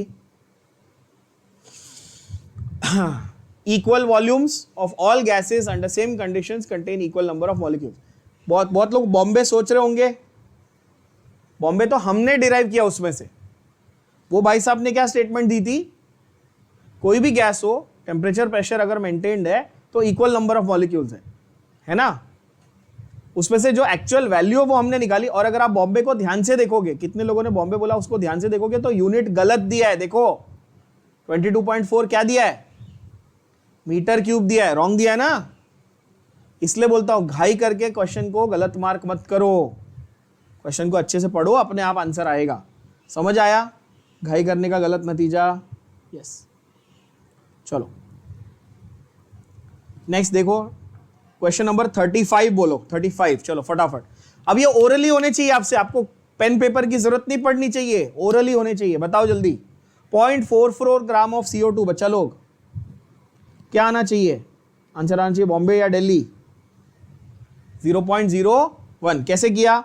44 ग्राम इज 1 मोल, तो 0.44 ग्राम इज हाउ मेनी, है ना। एक एप्पल 10 रुपए का, तो 10 एप्पल 100 रुपए की। ऐसा किया मैंने,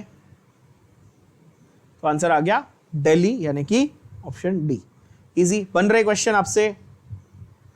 चलो 37 वाला बताइए आंसर। इसमें भी आप गड़बड़ करेंगे यूनिट्स में, ध्यान दीजिए बच्चों सब लोग। चलो बताओ जल्दी। 37th इजी क्वेश्चन, यूनिट्स में गड़बड़ मत करना, घाई मत करना। A, B, C, D. Option C is your correct answer. 22.4 liter. If you are thinking D, then you are an idiot. Who said D? 39th question करते हैं बच्चों। चलो 39th सिमिलर टाइप। अब आपको ऐसा लगेगा, अब एक बार कॉन्सेप्ट सीख गए ना, आपको लगेगा सर हर क्वेश्चन सेम टाइप का ही तो है, एक ही तो फंडा है जो सब क्वेश्चन में लगाने। एक्चुअली देखो, बताओ मुझे, number of atoms in 0.03 gram of aluminium is, बताइए। तो हम ऐसा बोले 27 ग्राम एल्यूमिनियम में 6.022 इंटू 10⁻23 एटम्स है। क्या ये बात से आप एग्री करते हो? ऐसा क्यों बोला मैंने? क्योंकि देखो एल्यूमिनियम का आपको एटॉमिक वेट 27 दिया है बच्चों, एल्यूमिनियम एक मेटल है, एटॉमिक वेट मॉलिक्यूलर वेट एक बराबर है 27 ग्राम, बोलो हाँ या ना। क्या ये सबको समझ में आया?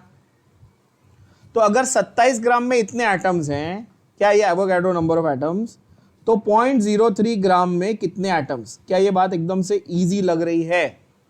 यस, बताओ क्या आएगा आंसर? 6.022 into 10⁻23 into 0.03 upon 27। समझ गए? कैलकुलेशन कंप्लीट करो। 6.022 इंटू, अभी देखो ये 3 9 27 होता है, बरोबर? क्या होता है? 3 9 27।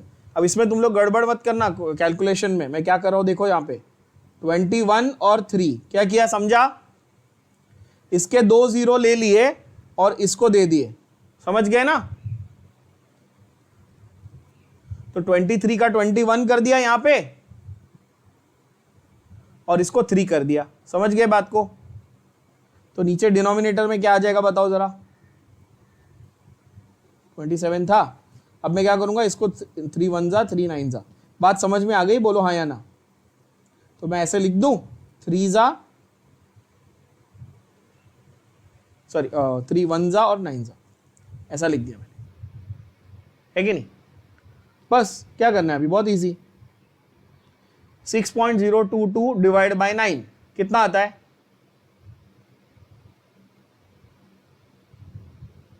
6.022 divided by 9 will be 0.668, 0.667 और 0.66777777 ऐसा आएगा, ठीक है, इंटू 10⁻21 विच मीन्स 6.68 इंटू 10⁻20 ऐसा है ऑप्शन, है ना? 39 का आंसर क्या आना चाहिए? Option A will be your correct answer. ये क्वेश्चन सॉल्व करना इंटेलिजेंस का काम नहीं है, इसमें कैलकुलेशन में सिली मिस्टेक ना करना इंटेलिजेंस का काम है। ऑनेस्टली बताना कितने लोगों ने इसमें मैसअप किया? आप में से बहुत लोगों ने मैसअप किया ना पावर में कैलकुलेशन करते वक्त? इज्जत से बताना। क्यों? क्योंकि आप ये ध्यान नहीं दे रहे हो कि 21 था, 0.68 था। ये ऐसे ध्यान रखो मैथमेटिकली 6 डिवाइड बाय 9 तो 1 से तो कम ही आएगा ना। अगर 6 को 9 से डिवाइड करूंगा 1 से कम आएगा, और सारे ऑप्शंस में 6.68 दिया है, तो इसको एक डेसिमल आगे लेके जाऊंगा तो यहां से एक जीरो कम करना पड़ेगा ना।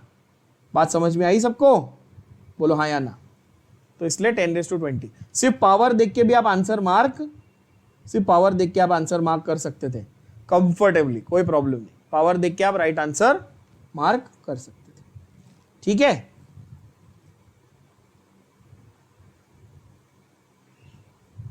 फर्स्ट 41 क्वेश्चन नंबर 41 देखो अपने स्क्रीन पे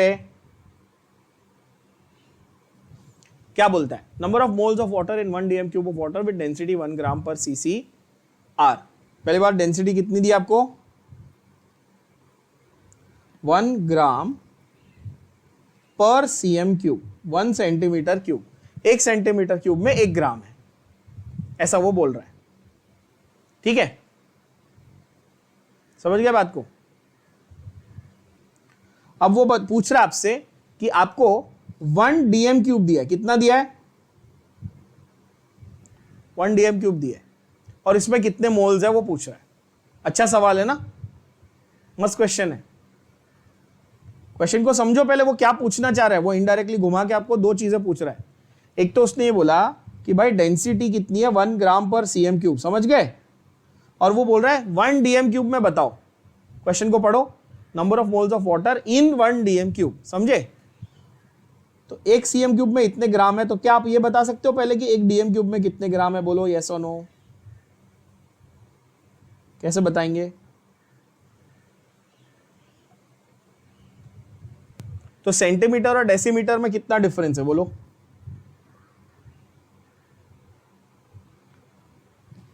टेन का ना? तो 1 डेसीमीटर 10 सेंटीमीटर के बराबर है, सही है? 1 डेसीमीटर 1 डेसीमीटर 10 सेंटीमीटर के बराबर है। जब आप 10 सेंटीमीटर लोगे तो आपका 1 डेसीमीटर बनता है। Clear?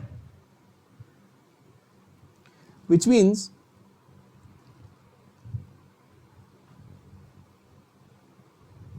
I can write this as 10 cm the whole cube, which means I can write this as 1000 cm cube. समझे? अब सेंटीमीटर क्यूब इक्वल हो गया, कैंसिल कर सकता हूं, तो 1000 into 1 gram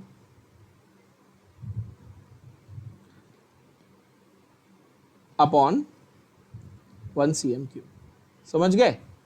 cm cube cancel, which means that 1 dm cube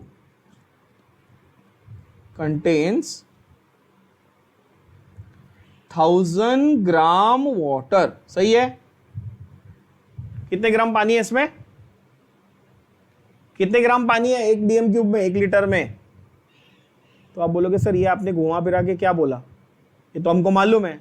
I know तुमको पता है, बट मैंने डिराइव इसलिए करके बताया कि अगर वो आपको इसकी जगह डीएम क्यूब की जगह कोई और माइक्रोमीटर क्यूब और डेसीलीटर क्यूब या कुछ और भी दे देता तो तुम कॉन्सेप्ट तुमको पता है, तुम कैलकुलेशन कर पाओ। ये तो मुझे भी मालूम है कि तुमको ये सब मालूम, सब बच्चों को पता है कि 1 dm cube is 1 litre and 1 litre है 1000 ग्राम। सबको मालूम है, ये तो है कि नहीं? तुम 1 लीटर की बिस्लरी की बोतल खरीदते हो तो उसमें 1 किलो पानी आता है ना। 1 लीटर 1 किलो एक ही बात है, 1000 ग्राम एक ही बात है कि नहीं? बात समझ में आ रही है आप लोग को? अब लास्ट पार्ट क्वेश्चन का बड़ा इजी है, बहुत ही इजी क्वेश्चन है। क्या? 18 ग्राम इज 1 मोल, पानी का 18 ग्राम इज 1 मोल। वाई? पानी का मॉलिक्यूलर वेट कितना है? 18 ग्राम।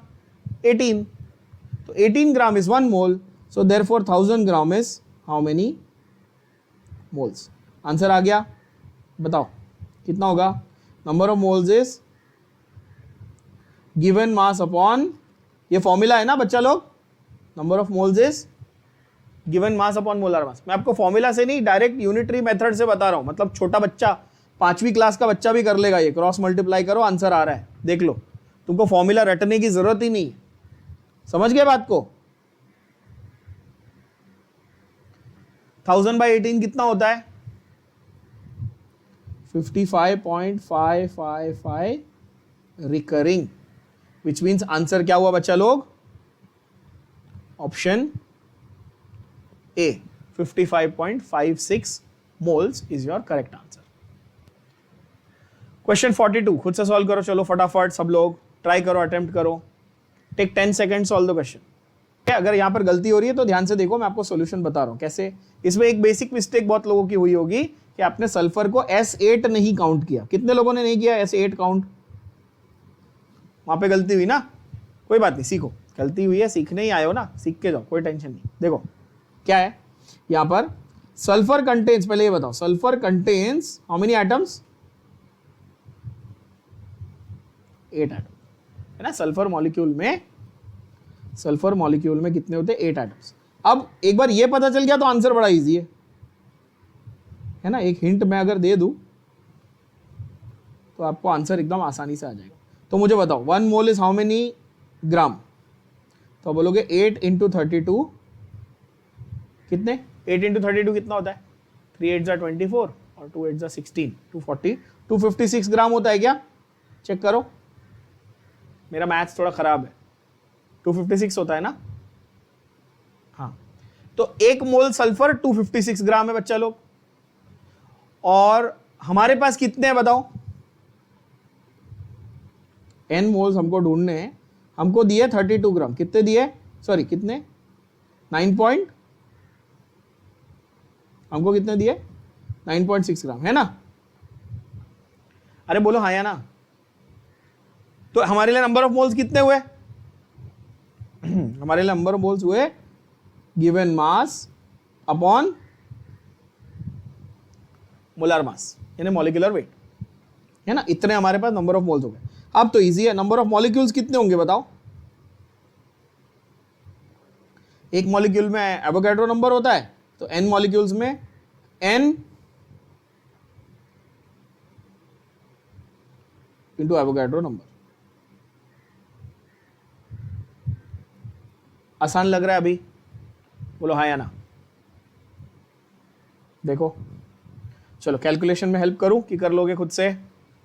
अगर इसको आप राउंड ऑफ भी कर दे तो समझो, इसको आप क्या करो, राउंड ऑफ कर दो, तो ये 6 के टेबल में जाता है क्या?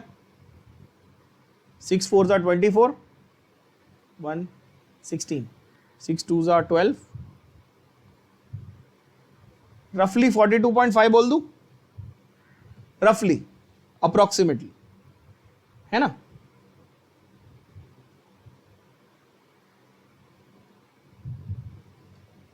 है ना? तो ये हो जाएगा 9.6 अपॉन 42.5।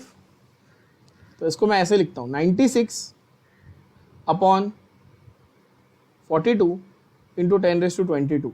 क्या किया मैंने, यहां से एक 10 को बोरो करके इसको दे दिया। अब 96 अपॉन 42 तो आप इजीली कर लोगे बच्चों, 2.25 इंटू 10⁻²2। आंसर क्या आ गया? Option A. ये क्लियर हुआ क्या? जो गलती जिस बच्चे ने की थी, जिन बच्चों ने की थी कि 8 नहीं लिया था, सल्फर को S8 नहीं लिया था, समझ में आया गलती कहां हुई? एक बार वो ले लिया तो क्वेश्चन इजी है, कॉन्सेप्ट तो मैंने सेम लगाया, कुछ नया नहीं लगाया, है ना? ओके 43 सेम क्वेश्चन है। अच्छा ओरली 43 सॉल्व मत करो, ओरली देख लो अपने दिमाग में, हाँ कॉन्सेप्ट बैठ रहा है क्या, हाँ मुझे पता है कहां पे क्या लिखना है, कैलकुलेशन तो मैं कर लूंगा। चलो देखो 43 का आप कैलकुलेशन सिंपल इस तरह से करना कि 22.4 लीटर 22.4 लीटर एवोगैड्रो नंबर है, तो 1 लीटर कितना है, बस सिंपल 1/22.4। आंसर आपका आएगा ऑप्शन सी, करके देख लेना। सेम टू सेम लॉजिक 44 में भी लगाएंगे। देखो 11.2 हिंट दे दिया उसने, बच्चा लोग हिंट दे दिया,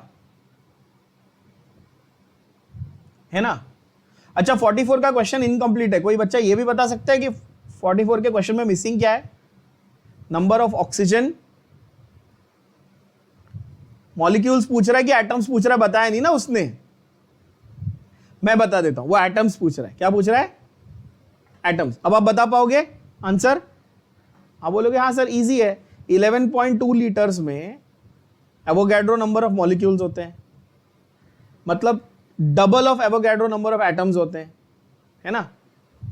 22.4 लीटर में, चलो लिख देता हूं आपके लिए 44 को, ताकि वो, क्योंकि वो क्वेश्चन में प्रिंटिंग एरर है ना, नंबर ऑफ एटम्स पूछ रहा है, तो मैं ऐसे बोलूं कि 22.4 लीटर्स में ऑक्सीजन के केस में 2 इंटू Na नंबर एटम्स होते हैं। करेक्ट?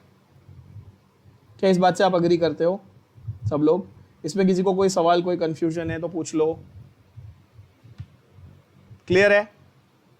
तो 11.2 लीटर्स में कितने? इसका आधा,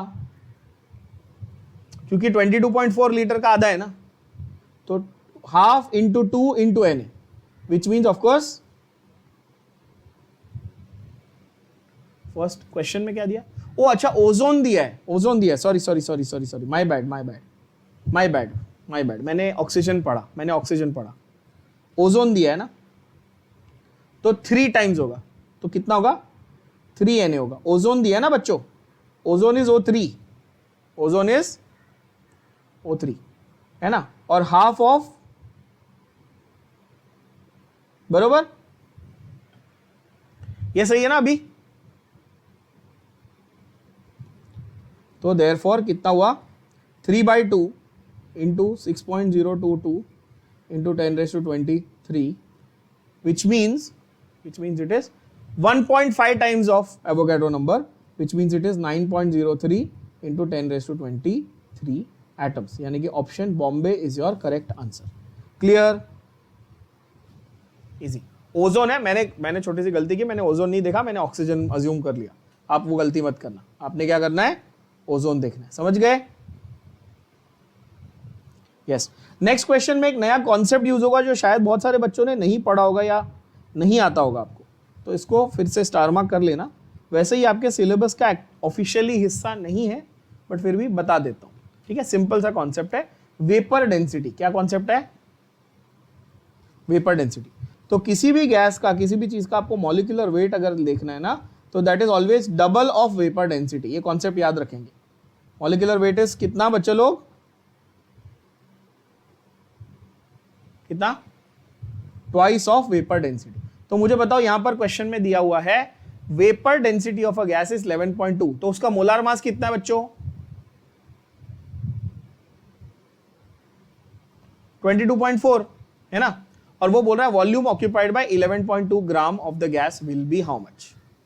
अब ये बिकॉज उसने वेपर डेंसिटी की वैल्यू और यहां पर गिवन मास दोनों सेम दे दिया, तो तुम कंफ्यूज हो सकते हो। कितने लोगों को वो कंफ्यूजिंग लग रहा है कि 11.2 यहां भी दिया है, यहां भी दिया है, वो जानबूझ के दिया तुमको कंफ्यूज करने के लिए, ठीक है ना बच्चों। तो जरा इसको देखना, ट्रिकी वो बनाने की ट्राई किया उसने, बट आप क्या फंडा याद रखेंगे, double of vapour density is molar mass, बरोबर। तो मुझे बताओ मैं ऐसे लिखूं, if vapour density is 11.2, then capital M, that is molar mass, is 22.4 है ना, ग्राम पर मोल,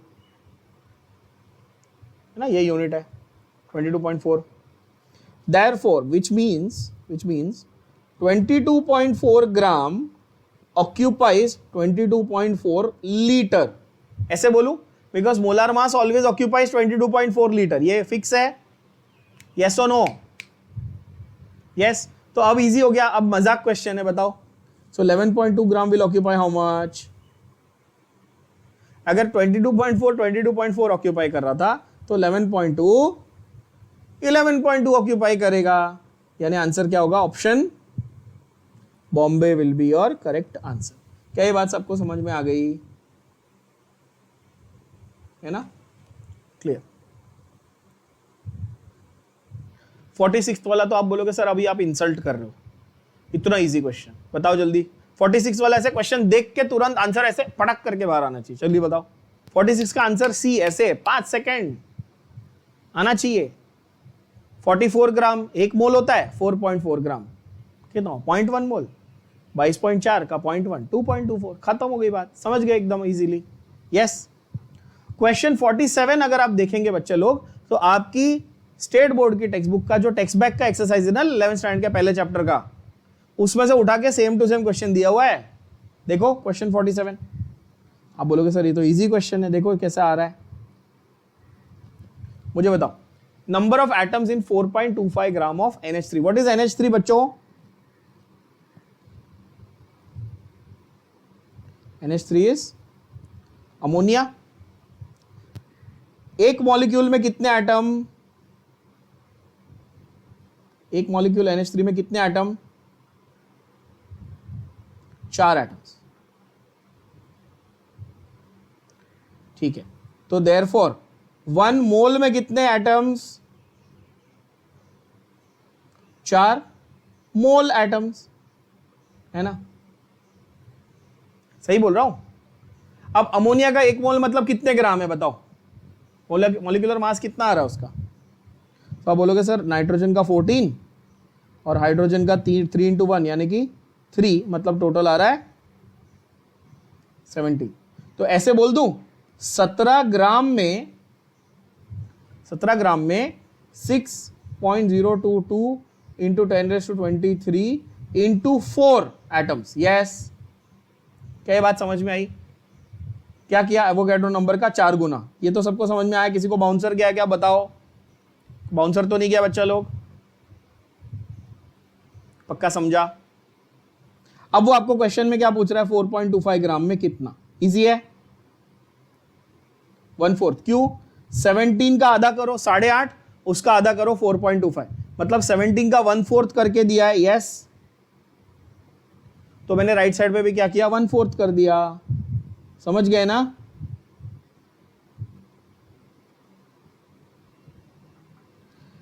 क्या हो जाएगा answer, of course Avogadro number. और उसको उन्होंने राउंड ऑफ करके आपको चारों ऑप्शंस दिए हुए हैं, तो आपका आंसर क्या होगा बता दो जल्दी।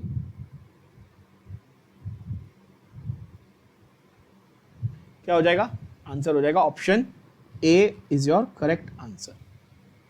नेक्स्ट क्वेश्चन 48, बहुत ही प्यारा क्वेश्चन, थोड़ा सा ट्रिकी क्वेश्चन, 48 वाला, स्टार मार्क करना, थोड़ा सा ट्रिकी, बहुत नहीं, थोड़ा सा। क्या बोलता है वो? 98 मिलीग्राम H2SO4 लिया। क्या लिया? क्या लिया आपने? 98 मिलीग्राम H2SO4 लिया और उसमें से 3.01 इंटू 10⁻20 मॉलिक्यूल्स निकाल दिए। क्या लिया पहले समझो, क्या लिया बच्चा लोग? 98 मिलीग्राम H2SO4 लिया। अच्छा, इसको मैं ऐसे लिखूं, 98 इंटू 10⁻³ ग्राम, यस, H2SO4 है ना। और इसमें से उन्होंने क्या निकाला बताओ? इसमें से क्या रिमूव किया? 3.01 इंटू 10⁻20 मॉलिक्यूल्स निकाले। तो सबसे पहले या तो हमको सब कुछ मॉलिक्यूल्स के फॉर्म में चाहिए या सब कुछ ग्राम्स के फॉर्म में चाहिए। इतना तो कॉमन सेंस लगा सकते हो आप, इतना तो आपका दिमाग चल रहा है, सही है ना?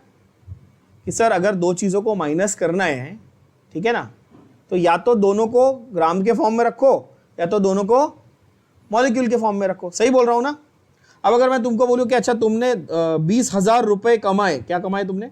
20,000 रुपए, और उसमें से तुमने 750 पैसे खर्च किए, तो तुम बोलोगे सर क्या बकवास कर रहे हो, या तो इसको रुपए में कन्वर्ट करो या इसको पैसे में कन्वर्ट करो ना, सब्ट्रैक्शन करना है तो। सही बोल रहा हूं ना?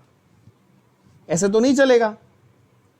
तो इसीलिए आपको पहले क्या करना है, या तो जो मिलीग्राम में दिया ना उसको मॉलिक्यूल्स में कन्वर्ट कर लो, या वाइस वर्सा। कौन सा करना पसंद करोगे, कौन सा करना सही रहेगा यहां पे बताओ?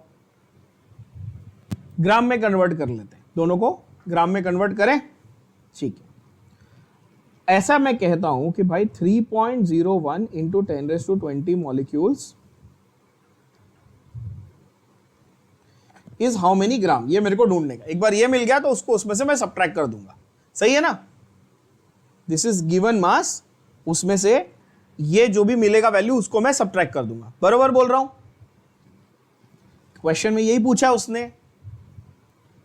अब मुझे बताओ इसको कैसे करेंगे सॉल्व। तो आप बोलोगे सर देखो 6.02 इंटू 10⁻23 मॉलिक्यूल्स अगर आपके पास रहते तो आप उसको 98 ग्राम बोलते। बोलो कैसे? क्योंकि H2SO4 का मोलार मास कितना है? हाँ 98 ग्राम। जिसको विश्वास नहीं है उसको यहां पर बता भी देता हूं। हाइड्रोजन 1 है तो 2, सल्फर कितना है? 32, ऑक्सीजन कितना है? 16 4 जा 64, करके देख लो ऐड, 98 हुआ। आप बोलोगे हाँ। तो 3.01 इंटू 10⁻20 मॉलिक्यूल्स में कितने ग्राम हैं? बात समझ में आ गई होगी, बताओ जल्दी कितने ग्राम है? तो क्रॉस मल्टीप्लाई,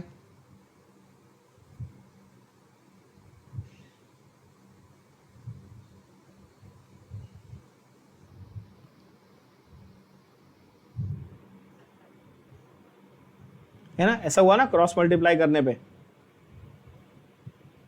क्वेश्चन मार्क का आंसर चाहिए था, तो आप बोलोगे ठीक है सर 3.01 और 6.02, ये हो गया 2, ये हो गया 49, 2 1 जा 2 49 जा, और ये 23 ऊपर गया, 23 ऊपर गया और -23 बन गया, तो यहां पर ये बन गया, तो ये है, ये बन गया 49 into 10⁻³ gram.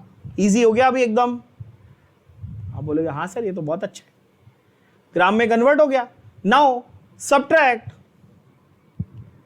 Now remove the molecules, remove जो क्वेश्चन में दिया, देखो ना बोल रहा है ना रिमूव, किसमें से क्या रिमूव करना है बताओ? तो आप बोलोगे now remove, which means 98 into 10⁻³ ग्राम में से 49 इंटू 10⁻³ ग्राम निकालना है। समझ गए? 98 माइनस 49 कितना हुआ? आधा हो गया ना 98 में से 49, तो 49 इंटू 10⁻³ ग्राम बच गए। करेक्ट। रिमेनिंग यहां तक सब बच्चों को क्लियर है कि नहीं है बताओ? राइट, एकदम बढ़िया। मैंने ये वैल्यू यूज करके इतना निकाल लिया कि ये नंबर ऑफ मॉलिक्यूल्स कितने ग्राम देते हैं। ये मेरे को गिवन मास क्वेश्चन में दिया हुआ था, इस मास में से ये मास मैंने निकाल दिया। अब जो रिमेनिंग है उसके वो क्या पूछ रहा है? मास पूछ रहा है? नहीं, वो भी शाना है, वो उसके नंबर ऑफ मोल्स पूछ रहा है। क्या पूछ रहा है? Number of moles. तो हम लोग बोलेंगे ठीक है, हमको आता है कैलकुलेट करने, करके दिखाएंगे अभी कैसे। 98 इंटू 98 ग्राम इज 1 मोल, है ना? For sulphuric acid 98 gram is 1 मोल। तो 49 into 10⁻³ gram is n moles. Clear हो गया? तो n की वैल्यू कितनी? n की वैल्यू कितनी है बताओ जल्दी?